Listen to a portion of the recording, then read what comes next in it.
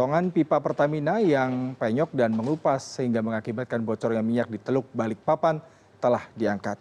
Setelah menunggu hampir 2 pekan, penyidik Polda Kalimantan Timur kini dapat mulai memeriksa pipa bocor tersebut dan menyelidiki penyebab bocornya minyak di Teluk Balikpapan akhir Maret lalu.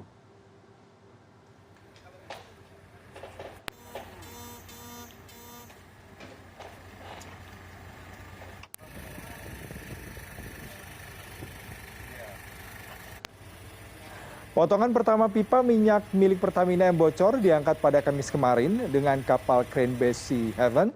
Sebagian pipa tersebut mengalami kerusakan dengan lapisan semen yang terkelupas.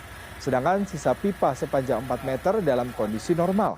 Setelah diangkat, pipa diperiksa tim penyidik Polda Kaltim, Inavis, dan petugas Pertamina Region Kalimantan. Jumat pagi, tim penyelam sudah mengangkat pipa kedua. Rencananya pengangkatan pipa ketiga akan dimulai pada Jumat sore. Untuk mengangkat barang bukti itu, polisi menggunakan kapal crane yang mampu mengangkat beban hingga 150 ton. Kemudian pipa ini kalau kita lihat bahwa per meter pipa ini beratnya hampir 500 kilo, berarti setengah ton. Sekarang yang kita angkat bagian pertama ini ada sekitar 7 meter. Dan ini kalau lebih dari beban, maka kren yang mengangkat barang bukti ini tidak akan mampu. Jadi memang akhirnya kita potong menjadi 3 bagian. Kasus pencemaran Teluk Balikpapan hingga kini masih dalam tahap penyelidikan. Namun diduga kuat pipa minyak bawah laut milik Pertamina itu bocor karena adanya kapal yang lego jangkar di perairan tersebut. Untuk membantu kepolisian mengusut kasus ini, Pusat Hidrografi dan Oceanografi TNI AL akan memberikan data-data hasil survei mereka. Selain itu, Pushidrosal juga akan mengerahkan anggotanya sebagai saksi ahli oleh kepolisian setempat. Menurut Pushidrosal, tumpahan minyak di Teluk Balikpapan terjadi akibat patahnya pipa Pertamina di perairan itu. Pipa minyak itu patah sepanjang 36 meter, diduga karena adanya kapal yang menurunkan jangkar. Padahal sesuai peta laut yang dikeluarkan Pushidrosal, area tersebut merupakan daerah terbatas dan terlarang untuk lego jangkar. Saya tidak bisa mengatakan itu kapal laut, tadi sudah saya ceritakan bahwasanya segala kemungkinan itu bisa terjadi. Tapi yang jelas apabila dia seorang pelaut yang profesional, tidak mungkin dia akan lego jangkar di situ. Tetapi adanya kenapa ternyata ada di situ mungkin melaksanakan lego jangkar, pasti ada kesalahan-kesalahan. Dan itu nanti polisi yang akan menentukan.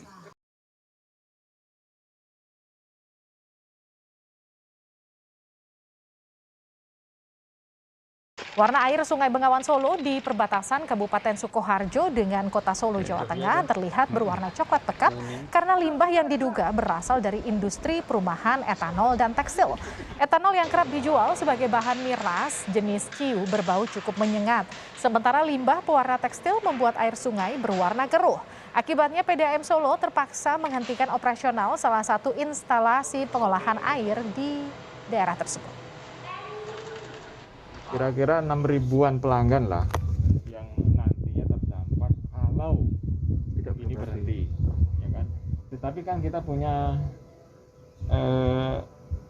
solusi lain. Ketika misalnya ini tidak berfungsi, nanti akan ada pengalihan aliran. Jadi ya kita berusaha untuk meminimalisi. Keberadaan gurandil atau tambang emas ilegal di Pegunungan Pongkor, Desa Banyuasin, Kabupaten Bogor, Jawa Barat digerebek Satreskrim Polres Bogor. Selain menutup 3 lokasi, petugas juga memergoki sejumlah orang yang hendak menggali lubang tambang. Dari operasi ini, sekitar 130 karung berisi batu berkadar emas disita aparat. Bebatuan ini nantinya diproses secara kimia menggunakan merkuri untuk mendapatkan emas murni. Dalam sebulan, para penambang emas ilegal ini meraup omset 27 hingga 50 juta rupiah. Selain berbahaya, keberadaan gurandil ini merupakan salah satu penyebab bencana banjir longsor yang melanda Kecamatan Sukajaya dan Cigudeg. Tim Liputan Trans 7. Presiden Joko Widodo meminta pihak pemerintah setempat menutup pertambangan emas ilegal di Taman Nasional Gunung Halimun Salak atau TNGHS pada Selasa 7 Januari 2020. Menanggapi hal itu, pihak TNGHS membenarkan adanya tambang ilegal tersebut. Kepala Seksi Balai TNGHS Wilayah Lebak Siswoyo mengungkapkan ada sebanyak 178 hektar lahan yang digunakan untuk pertambangan emas ilegal. Dikutip dari Kompas.com, Siswoyo mengungkapkan lokasi pertambangan ilegal itu berada di hulu Sungai Ciberang sampai Lebak sampai Desa Lebak Situt. Sebanyak 60% aktivitas tambang masih aktif dilakukan, sementara sisanya ditinggalkan begitu saja oleh penambang emas ilegal. Terdapat lubang-lubang tambang yang ditinggal begitu saja. Hal itu diduga menjadi penyebab banjir bandang di Lebak, Banten beberapa waktu lalu. Siswoyo menuturkan pihaknya belum bisa memastikan apakah benar banjir tersebut terjadi karena lubang-lubang tambang. Pihaknya sudah memantau lewat drone dan menemukan 33 titik longsor. Sebanyak 33 titik longsor tersebut berada di sepanjang aliran Sungai Ciberang dan 4 aliran Sungai Cier, Cikutawungu, Ciladen, dan Cihinis. Panjang aliran sungai yang terdampak banjir diketahui mencapai 38,9 km meliputi 6 wilayah. Keenamnya yakni Kecamatan Cipanas, Lebak Gedong, Sajira, Curug Pitung, Maja, dan juga Cimarga.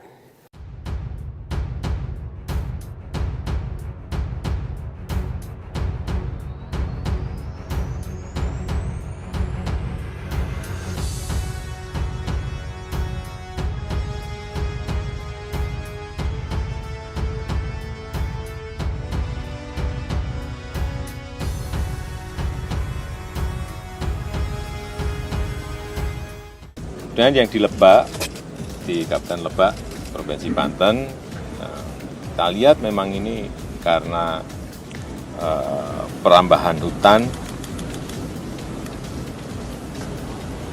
karena menambang emas secara ilegal. Tadi saya sudah sampaikan Pak Gub, Bu Bupati agar ini dihentikan. Nggak bisa lagi karena keuntungan 1, 2, 3 orang, kemudian ribuan yang lainnya dirugikan dengan adanya banjir bandang ini.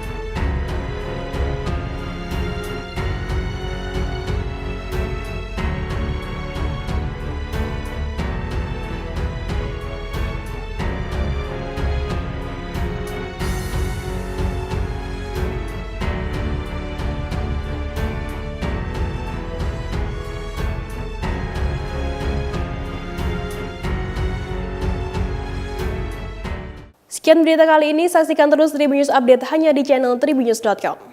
Jangan lupa subscribe ya!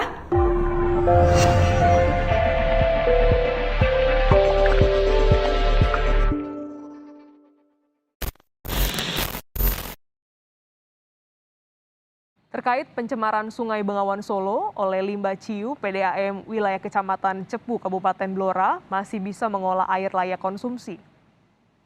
Kondisi air berwarna coklat, kotor, dan berbau di wilayah Sungai Bengawan Solo, Kecamatan Cepu, Kabupaten Blora, membuat pelanggan PDAM sempat resah.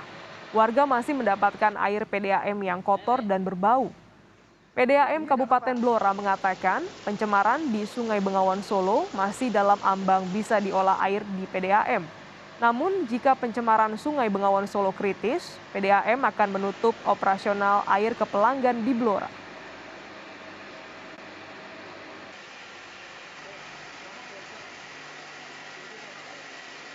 pengelolaan yang kesulitan. Dampaknya juga di masyarakat. Karena apa? Masyarakat itu kan butuh air yang layak, butuh air yang bersih. Karena tercemar, ini tetap PDAM akan berusaha untuk mengolah air menjadi lebih baik. Tapi kalau memang tingkat pencemarannya itu tinggi, pekat, nggak bisa diolah, ya PDAM terpaksa mematikan operasionalnya.